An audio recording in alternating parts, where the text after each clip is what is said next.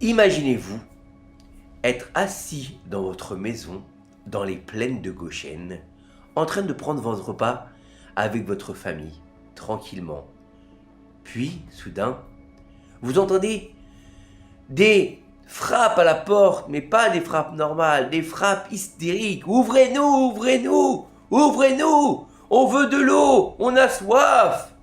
Alors, vous allez ouvrir la porte et là, vous voyez beaucoup d'Égyptiens devant votre porte, des Égyptiens qui vous supplient de leur donner à boire. Alors vous, avec votre bon cœur, vous allez leur donner à boire. Mais quand ils vont boire de votre eau, cette eau va se transformer en sang. Qu'est-ce que c'est que cette histoire? Comment est-ce qu'ils vont boire du sang? On ne boit pas du sang. Alors, qu'est-ce qu'ils vont faire? Ils vont vous me dire, regarde, tu vas prendre une paille et on va boire ensemble. Et alors tu dis, bon, si vous voulez, et toi tu bois de l'eau et lui il boit du sang. Et alors il te dit, peut-être que si je te vends mon eau, elle sera de l'eau et pas du sang. Et là quand il achète, elle est de l'eau effectivement. Qu'est-ce que c'est que cette histoire d'eau, de sang? C'est assez ragoûtant. Alors dans la paracha de la semaine, on va découvrir le processus de libération que Akadosh Baruch Hu, il va envoyer sur l'Égypte pour que l'Égypte reconnaisse sa grandeur.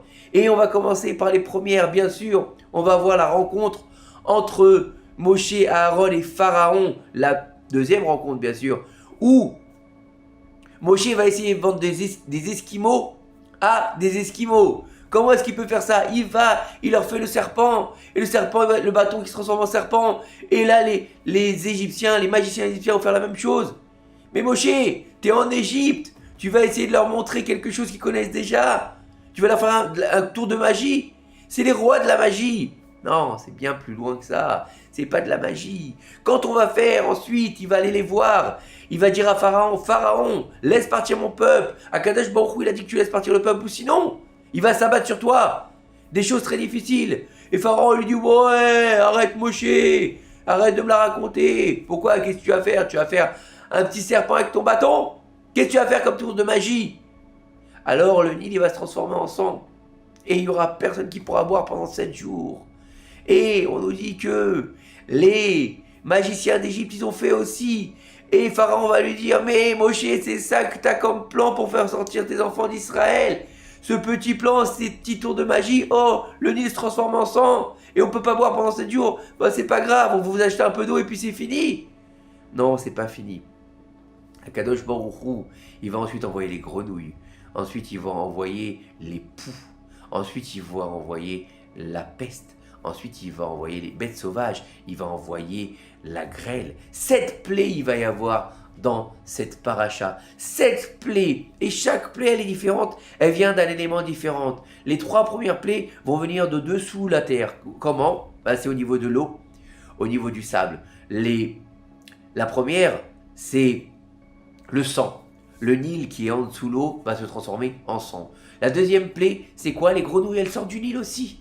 Et la troisième plaie, c'est les poux qui sortent du sable. Donc c'est en dessous de la terre tout ça. Puis on va monter au niveau de la terre, avec les bêtes sauvages par exemple. Puis on va arriver au niveau du ciel avec la grêle. Mais tout ça sont quoi? Sont les 3 niveaux, les 3 éléments, les 3 niveaux de la terre qui montrent que la terre, elle appartient à Kadosh Baruch Hu. Comme Dieu va le dire à Moshe.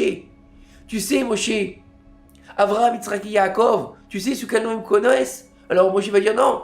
Il va dire Shin Dalet Yud, Shaddai. C'est quoi ce nom? C'est le nom de la création du monde. Jusque-là, Dai, ça veut dire quoi? Ça veut dire que le monde maintenant, il est fini. Il est limité. Quoi? Il est limité en quoi? Eh bien la nature. Dame Nature, elle fait son travail. Comment? Eh bien le soleil se lève, le soleil se couche, ça pousse. Il y a des plantes. L'eau, c'est de l'eau. La terre, c'est de la terre. Les grenouilles, elles sont dans le Nil. Maintenant, c'est fini. Je vais lui montrer à Pharaon qu'on est au-dessus de la nature, que le peuple d'Israël est au-dessus de la nature. Comment? Le Nil, il va se transformer en sang. Les grenouilles, elles vont sortir, elles vont se jeter dans les fours. Les poux, au lieu qu'ils soient sur la tête, ils vont être gros comme des œufs, nous disent nos sages. Les bêtes sauvages, ils vont venir en Égypte avec leurs éléments naturels. Ça veut dire quoi? Un lion, il est venu avec la savane. Un ours polaire, il est venu avec sa banquise. Qu'est-ce que c'est que ce délire? Le feu et l'eau se sont arrangés, sont réconciliés pour faire la volonté d'Hachem. Ça veut dire quoi? Ça veut dire que tout est volonté d'Hachem. Que même des éléments qui sont en divergence totale comme l'eau et le feu, ils vont s'annuler devant la volonté d'Hachem, pour faire la volonté d'Hachem. Cette plaie pour punir l'Égypte par tous les méfaits qu'ils nous ont fait. Comme, par exemple, le sang du Nil, c'est par rapport au sang de Nida, qu'ils ont empêché les femmes juives d'aller se tremper dans le Nil pour pouvoir arrêter d'être Nida. Les grenouilles, c'est parce que nos voisins égyptiens avaient un malin plaisir, non seulement de nous asservir, mais en plus de ça, de nous asservir avec cruauté. Après une journée de dur labeur, une journée fatigante, on a fait des briques. Il fallait aller au Nil pour pouvoir récupérer des poissons pour nos maîtres égyptiens. Et là-bas, le Nil, on sait très bien qu'il était infesté de quoi? De crocodiles. Donc, des fois, le pauvre petit hébreu qui allait récupérer du poisson pour son maître, il revenait avec une jambe en moins, avec une joue bouffée, et voilà. Et donc, Dieu, il a fait Mida Keneged Mida. Pourquoi les poux, par exemple? Parce que, vous savez très bien que l'Égypte est recouverte de sable, surtout à l'époque. Imaginez, qu'est-ce qu'il faisait? Il prenait un malin plaisir à demander aux Hébreux de balayer devant la porte, de balayer le sable devant la porte. C'est un travail interminable. Donc, c'est-à-dire que au niveau de l'esclavage, ça a été 86 ans d'esclavage physique et psychologique. Et c'est pour ça qu'Akadosh Baruch Hu, il va ouvrir les lois de la nature pour faire sortir son peuple. Pas pour nous, puisque à Goshen, il n'y avait rien. Pour l'Égypte, que l'Égypte, elle comprenne la grandeur. Mais malheureusement, l'Égypte n'est pas sortie. Yetziat Mitzraïm, elle n'est pas sortie. C'est nous qui sommes sortis. Betzet Israël, Mitzraïm, lorsque les enfants d'Israël sont sortis d'Égypte. Mais l'Égypte, elle est restée à sa place.